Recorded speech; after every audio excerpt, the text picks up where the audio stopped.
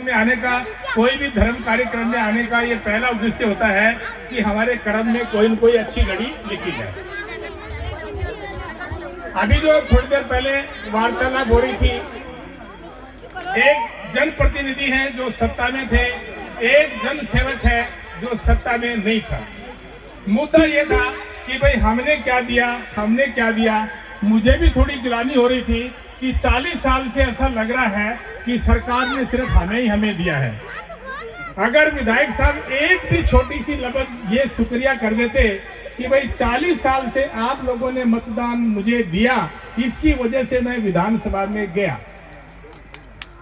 ये भी उनको याद रखना चाहिए था कि वो देने लायक तब बने जब पहले आपने उनको ऐसा देने लायक बनाया। कई बार लोग सोच देते हैं भाई ये लड़ाई किस चीज की है, ये लड़ाई अधिकारों की है और इस अधिकारों के अंदर बहुत टेक्निकल तरीके से, चालाकी के तरीके से एक दूसरे के अधिकारों का हनन किया जा रहा है।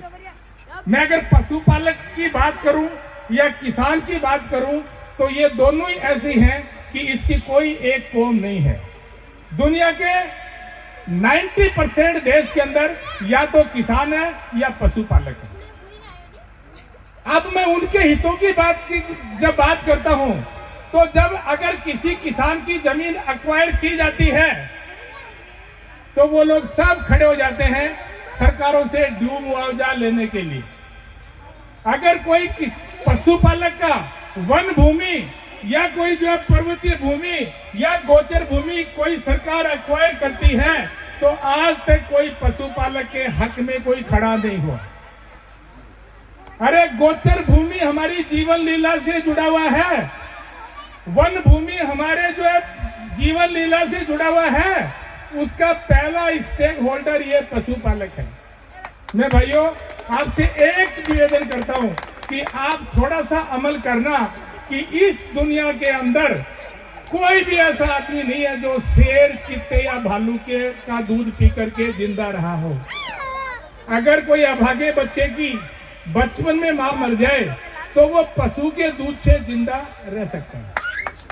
तो पशु हमारी लाइफ लाइन है और पशु लाइफ लाइन है तो ये पशुपालक भी लाइफ लाइन है। दुनिया में कोई ऐसा देश नहीं है जहां इंसान को भगा करके शेर, चीते, भालू पाले गए हैं। मैं साहब को एक कहना चाहता था कि आप अगर 40 साल पहले जाओ तो जिस शेर और चीते के साथ हम जंगल में रहते थे तब आपका शेर, चीता, भालू भी स्वस्थ था और हम भी स्वस्थ थे। हम कोई शेर, चीते, भालू के हत्यारे नहीं है, पर हमें जंगल से निकालने के बाद में ये सरकार और ये सरकार की पॉलिसियां हैं, ये लोग हमारे हत्यारे हैं। क्या ये बात सच नहीं है? यही लड़ाई है भाई, सबको एक्सिस्टेंस करने का हक है। आप किसान भाई की बात करता हूं मैं, अगर हम सब लोगों को पता है कि घर में अगर अपन 13 से 14 लीटर दूध का मंथन करते हैं तब 1 किलो देसी घी निकलता है और 1 किलो शुद्ध देसी घी की कीमत अगर आप आज घर में बनाओगे तो 1200 से 1300 रुपया पर केजी आएगा। पर अगर आज कोई किसान भाई गलती से 20-30 लीटर देसी घी घर में बना ले तो उसका बिक नहीं सकता, क्योंकि आपने सर्च के अंदर डुप्लीकेट और नकली घी देसी के नाम से 600 रुपए लीटर के अंदर अवेलेबल करा रखा है। क्या आप सोच सकते हो कि 600 रुपए लीटर में देसी घी पैदा हो सकता है? यह सरकार की पॉलिसियां हैं कि किसान या पशुपालक आगे नहीं बढ़ जाए। इसकी आवाज उठाने के लिए पशुपालक संघ बना है। आपके सामने अरावली का मुद्दा आया, पूरे देश के अंदर अगर अरावली को बचाने के लिए पहला आंदोलन किया तो ये राष्ट्रीय पशुपालक संघ ने किया। और मुद्दा आपको पता है कि वो भारजा गांव के अंदर मुद्दा एक जाति और समाज का नहीं था, 12 गांव का मुद्दा था, जिनके अंदर उनके गांव की लाइफ, गांव का विस्थापन होना और वो पूरी भूमि उनकी जानी संभावित थी। और बहुत बड़ी बड़ी मछलियां नहीं, मगरमच्छ की नजरें उस भूमि के ऊपर थी। वो लोग पीड़ित लोग सरकार के पास गए, विपक्ष के पास गए, जब उनकी किसी ने नहीं सुनी तो ये राष्ट्रीय पशुपालक संघ के साथ में आए और आज परिणाम आपके सामने है। ये पूरी दुनिया देख रही है। आप लोग क्यों नहीं जो बचाने के लिए पब्लिक के साथ में आए? अब पब्लिक के बीच में आप करो, ये डांट है कि अभी 2.5 साल बचे, तो 2.5 साल बचे तो क्या आप हमारा तेल निकालोगे? अरे ये समाज से कितना भी टाइम बचाओ, ये समाज अब डरने वाला नहीं है। मैं आपको फिर सामने निवेदन कर दिया है कि हमारा मुद्दा कोई आपका बाली पाली का विधानसभा जीतना, चुनाव जीतना नहीं है। अरे लाल सिंह जी पूरे राजस्थान में चुनाव लड़ेंगे क्या? 14-15 तारीख को लाल सिंह जी को पूरे भारत का DFI का जो है अध्यक्ष बनाया है। लाल सिंह की आवाज पूरे भारत में उठ रही है, महाराष्ट्र में उठ रही है, छत्तीसगढ़ में उठ रही है, MP में उठ रही है। अरे हर जगह से लाल सिंह जी चुनाव थोड़ी लड़ेगा। भाइयों, मैं आपको बताना चाहता हूं, आज दुनिया का समस्त पशुपालक, पाल, बघेल, रायका, रबारी, देवासी, कुरबा, पूरी दुनिया का पशुपालक एक हो गया है। किसी के प्रभाव में आने की जरूरत नहीं है। जिसको आपका वोट चाहिए तो यह समाज अब कंडीशनल वोट देगा, कंडीशनल वोट देगा, कंडीशनल वोट देगा।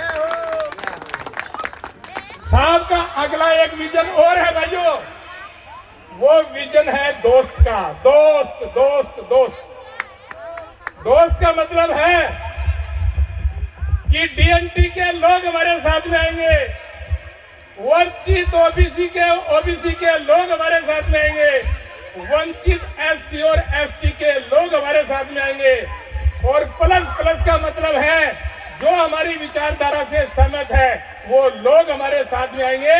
और 4 तारीख को जयपुर में हम प्रेस कॉन्फ्रेंस करने वाले हैं।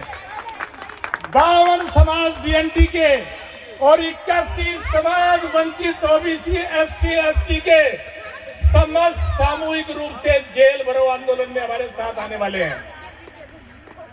अरे सरकारों की घंटियां बज चुकी है, पर कुछ लोग आगे आकर के दीवार बने हुए थे, जिसकी वजह से बाल रही का आंदोलन वार्ता पे आने के बाद में भी वार्ता से पीछे चला गया। आज हम ये मामा जी का, बाबू जी का इसलिए वंदन करते हैं कि वो सच्चे पुरुष थे, वो अपने वचनों से बंधे हुए थे। शादी के अंदर भी शादी छोड़ करके वचन पूरा करने के लिए आए। अरे सरकार वार्ता पे आने के बाद में लिखित में बोला कि 2 महीने बाद में आपसे वार्ता करेंगे लाल सिंह जी। 2 महीने से 3 महीना और बढ़ाया और 3 महीना भी क्रॉस हो गया। सरकार राइटिंग में बोलने के बाद में भी भाग रही है। क्या ऐसे वादा खिलाफी करने वाले लोगों की हमें जय बोलनी चाहिए? अरे आपके सामने कह रहे थे कि देवासी समाज बहुत सच्चा है। अरे हम तो सच्चे हैं, पर यह दुनिया क्यों बदल गई? भाइयों, थोड़ा सा परिवर्तन लेके आ जाओ। हमें सीमित कर दिया इन लोगों ने कि बहुत नेमी हो, बहुत धर्मी हो, आप तो दूध भी मत बेचो, और दुनिया पानी बेच रही है, पानी पानी पानी। मैं इतनी बात बोलूंगा, अपने चित्त मन सबको जो है ना मजबूत कर लो। इस प्रजातंत्र के अंदर जिसके राशन कार्ड में लोग ज्यादा हैं वो आदमी मजबूत है। DNT आंदोलन में आपके राशन कार्ड में 52 समाज हैं। दोस्त के राशन कार्ड के अंदर आपके पास 51 समाज है। 51 समाज प्लस 52 जब एक साथ EVM पे जाएगा, इनका परिणाम हम आपको सरपंच चुनाव में दिखा देंगे। सरपंच चुनाव में राम साहब इतना ही बोलूंगा, पर परिणाम आपने दिखाना है, मैंने नहीं, मैंने तो भाषण ही करना है। राम साहब।